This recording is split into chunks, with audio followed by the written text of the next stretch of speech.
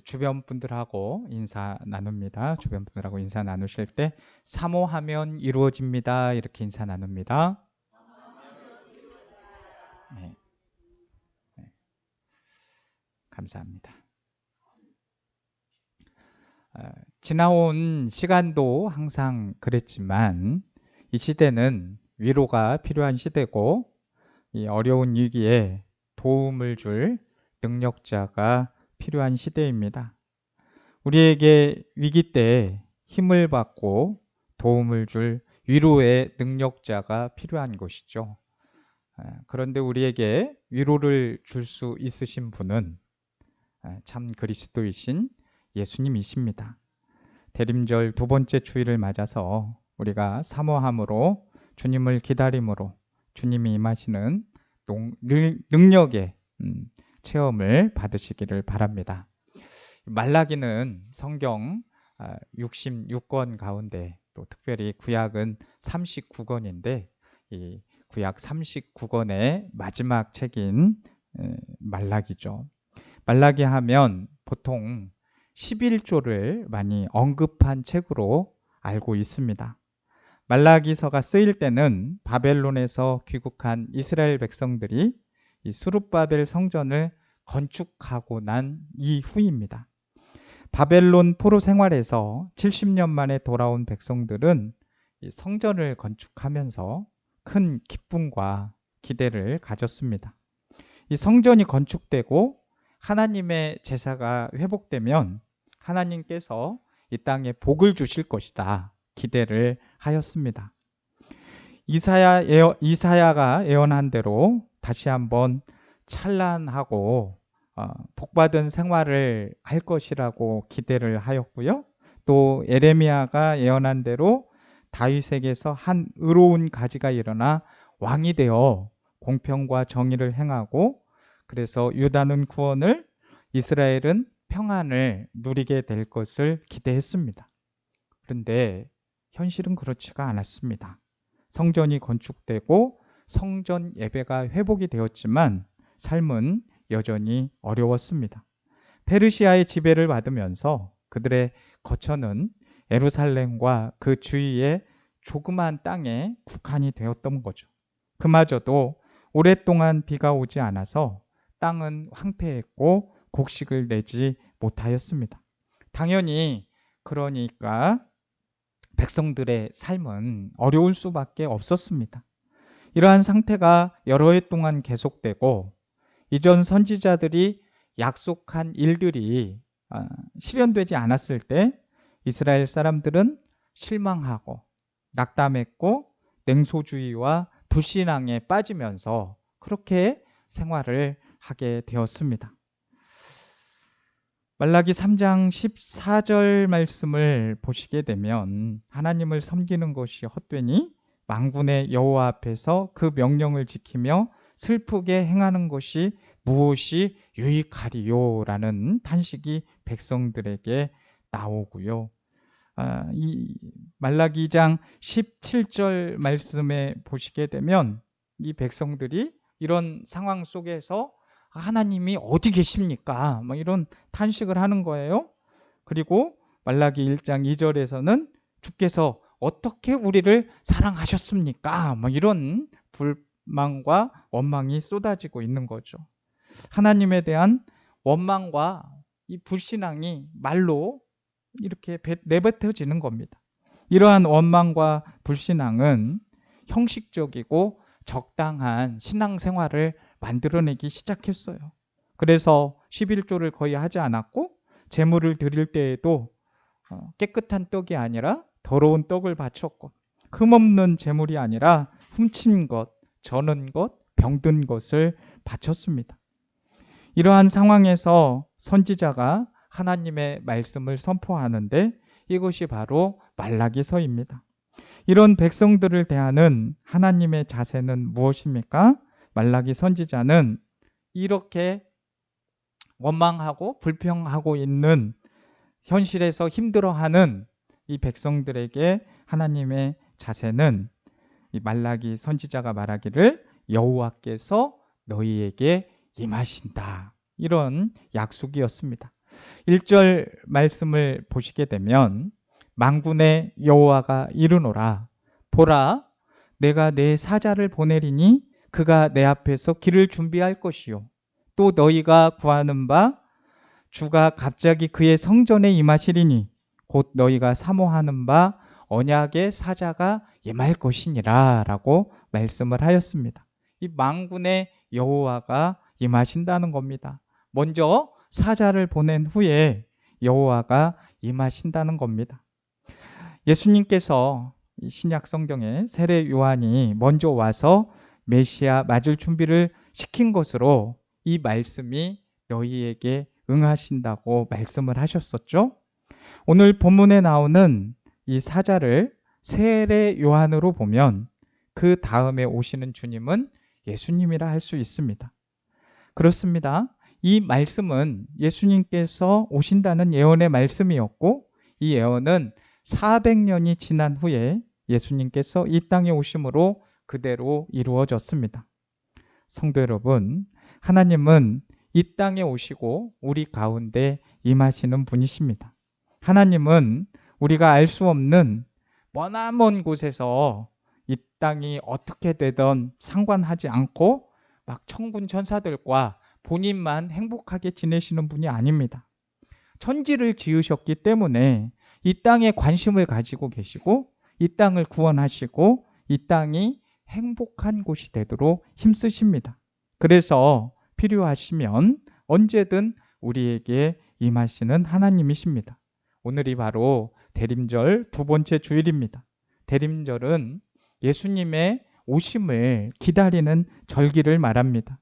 예수님이 이미 말라기 선지자의 예언대로 이 땅에 초림하셨습니다.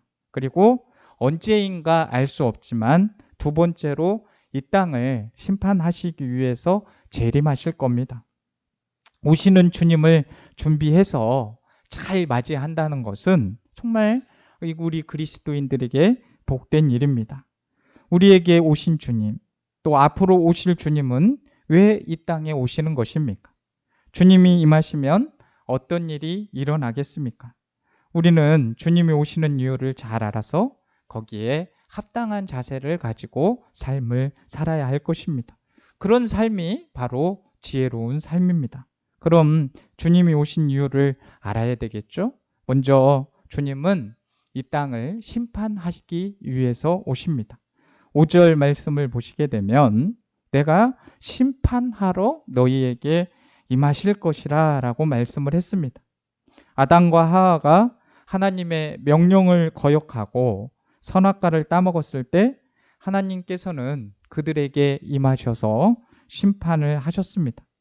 에덴 동산에서 쫓아내셨고 땀을 흘리며 수고해야만 먹을 수가 있도록 하셨고 해산하는 고통을 감내해야 했습니다. 소돔과 고모라가 범죄하였을 때 하나님은 천사들과 함께 직접 그 성문을 방문했습니다. 그리고 소돔과 고모라의 죄악이 이 죄로 가득하였음을 보시고 더 이상 참으실 수가 없어서 그 성을 심판하셨죠. 예수님께서 이 땅에 다시 오실 때 재림의 주님은 심판하는 주님이십니다. 모든 사람을 모아서 이 영벌에 처할 자와 영생에 처할 자를 구분하시고 심판하심으로 역사를 완성하실 것입니다. 오늘 본문에서 하나님은 이스라엘 백성들의 그 잘못되고 거짓된 모습을 다 아셨습니다. 그러기에 임재하셔서 죄악된 자들을 심판하시겠다고 말씀을 하는 겁니다. 당시에 말라기 선지자가 지적하고 있는 백성들의 잘못은 세 가지입니다. 먼저는 하나님께 드리는 제물에 대한 죄를 말하고 있죠. 그들은 눈먼 희생 제물을 드렸고 저는 것, 병든 것을 드렸습니다. 이런 제물을 드리면서 이 일을 하기가 아주 번거롭다 이렇게 말하기도 하였습니다. 하나님께 제사 드리는 것을 아주 번거롭고 귀찮은 일로 여기고 제일 볼품없는 것으로 드리는 잘못을 범하였다는 것이죠. 두 번째는 제사장들의 죄입니다. 백성들이 이렇게 잘못된 제물을 드리면 그것을 지적하고 올바르게 가르쳐야 될 텐데 제사장들은 그것을 묵인하고 올바른 길로 인도를 하지 못했습니다. 제사장 스스로가 잘못된 길을 걷고 있었기 때문입니다. 세 번째는 백성들이 이방인들과 결혼하는 잘못이었습니다. 이방인들과 결혼하는 것은 율법에서 금하는 것이었는데 백성들은 이런 죄를 범하였고 이방인과 결혼하기 위하여 살고 있는 부인과 이혼하는 일을 서슴지 않았습니다.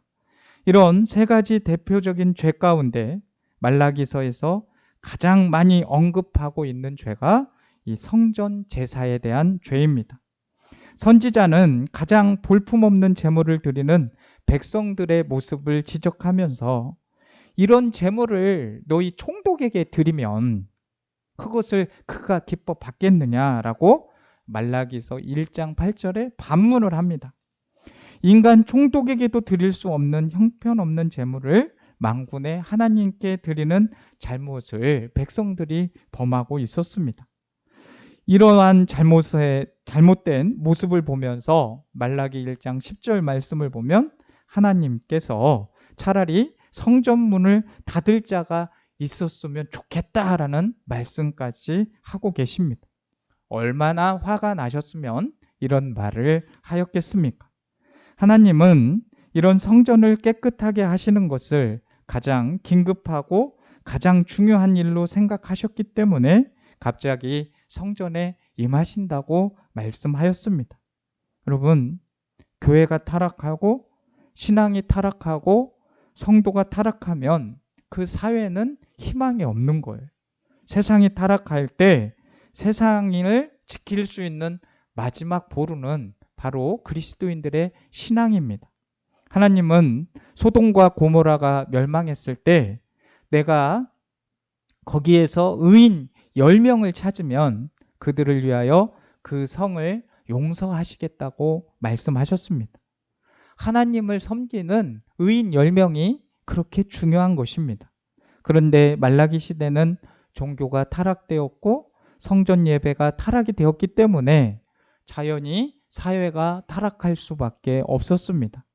이런 잘못을 심판하기 위해서 주께서 임하신다는 겁니다. 우리는 심판하기 위해서 임하시는 하나님을 두려워해야 합니다. 우리가 죄를 지으면 분명히 죄에 대한 대가를 치르게 되고 심판을 받게 됩니다. 심판이 어떤 형태로 어떤 방법으로 나타나는지 우리가 알지는 못하지만 분명히 심판을 받으며 살게 된다는 것, 이거 알아야 됩니다. 심판하시는 하나님 앞에서 죄를 짓지 않도록 힘써 살아야 할 것이고 우리는 하나님께서 말씀하실 때 바로 돌이킬 수 있는 그런 삶을 사는 것이 가장 중요합니다. 또 두 번째로 주님은 이 땅에 임하시는데 우리를 깨끗하게 하시기 위해서 임하십니다. 2절 말씀을 보시면 그는 금을 연단하는 자의 불과 표백하는 자의 잿물과 같을 것이라고 했습니다.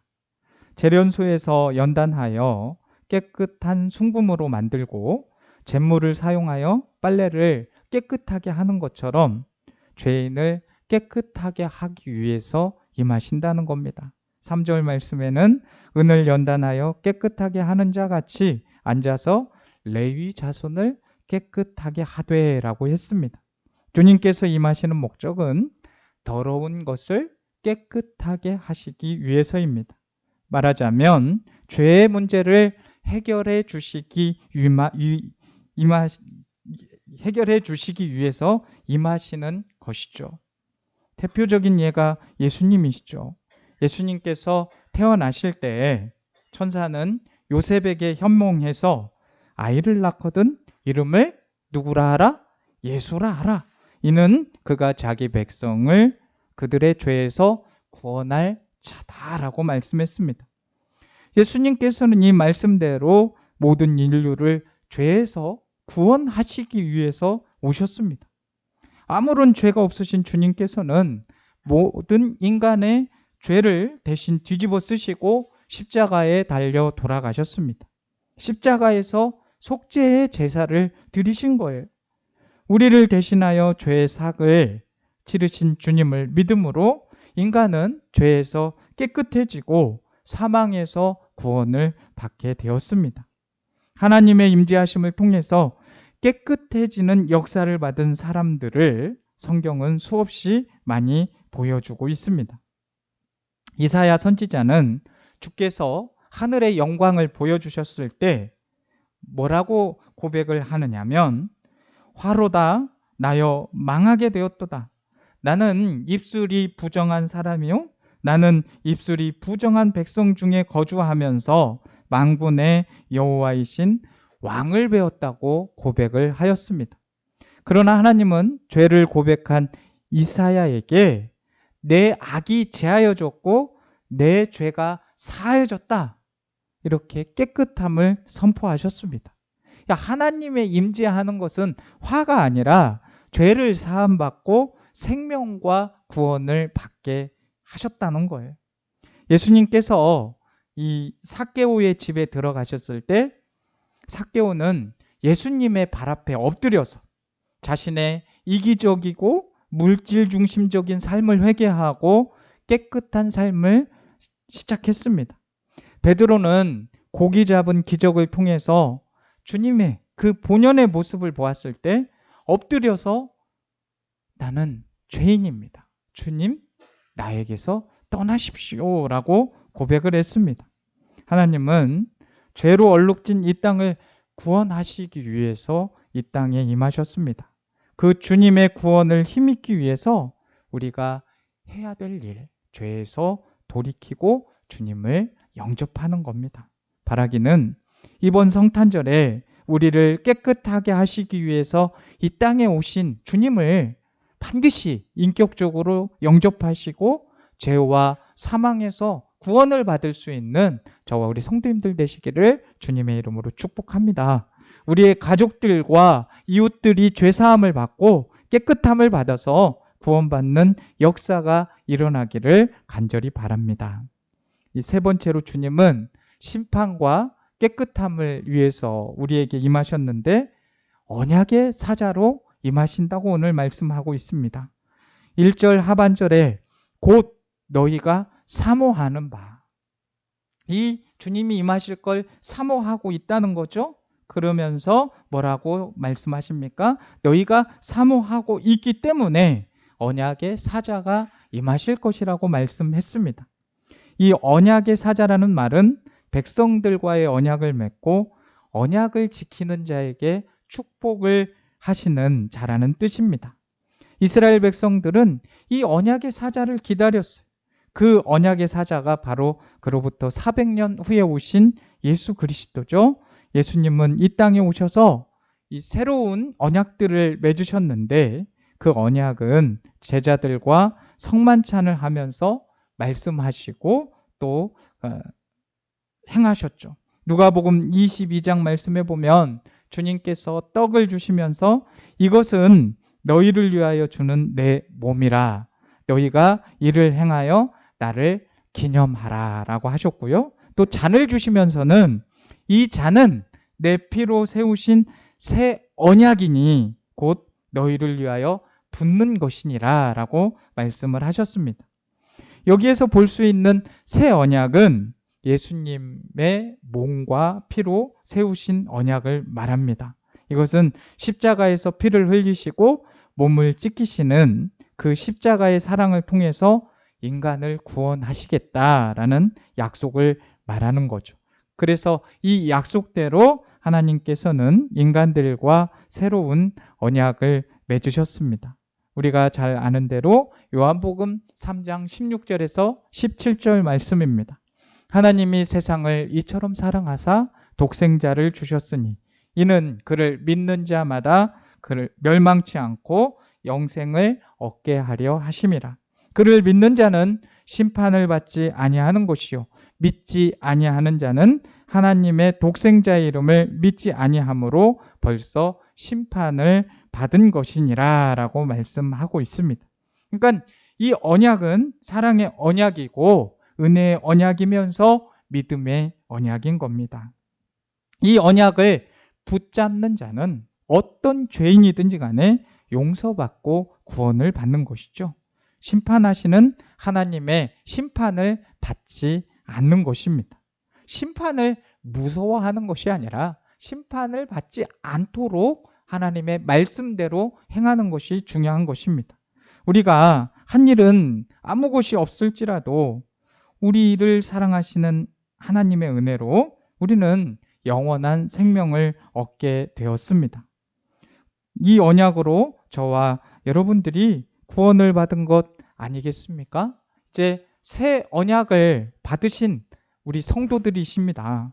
성도 여러분, 새 언약의 사자로 오신 우리 주 예수 그리스도의 사랑을 깊이 깨달으시고 그 은혜에 진심으로 감사할 수 있기를 바랍니다. 그냥 형식적으로 항상 대림절을 맞이하고 성탄절을 맞이하고 그냥 기다리는 것이 아니라 그리스도의 사랑을 깊이 깨닫고 묵상하는 귀한 절기가 되시기를 바랍니다. 새 언약을 갖고 이 땅에 오신 성탄절을 맞이해서 이 새 언약의 복된 소식을 우리만 갖고 있는 것이 아니라 이웃의 여러 사람들에게 이것을 전해야 하지 않겠습니까? 이 기쁨의 소식을 전할 수 있기를 바랍니다. 그럴 때 우리는 심판의 주로 임하실 재림의 주님을 잘 맞이할 수 있고 그 심판날에 영생의 복 속에서 그 나라에 갈 수 있을 줄로 믿습니다. 대림절을 맞아서 주님 오심을 늘 대비하고 깨끗함과 심판 때에 주님께 속할 수 있는 은혜가 우리 모두에게 있기를 주님의 이름으로 축복합니다. 하나님 아버지, 우리 주님이 오실 날을 기대하며 대림절 두 번째 주일을 보냅니다. 저희들 회복을 꿈꾸고 부흥을 꿈꾸지만 현실은 여전히 힘듭니다. 그럼에도 하나님의 약속의 말씀을 붙들고 힘을 얻어 위로도 얻게 하여 주시고 주님이 임하실 것이라는 약속과 새 언약에 힘입어 더욱더 힘을 낼 수 있는 저희 모두가 되게 하여 주옵소서. 평화의 왕으로 저희들 가운데 오셔서 우리 주님 저희를 다스려 주시고 참된 위로와 평안을 더하여 주옵소서. 예수님의 이름으로 기도드립니다. 아멘.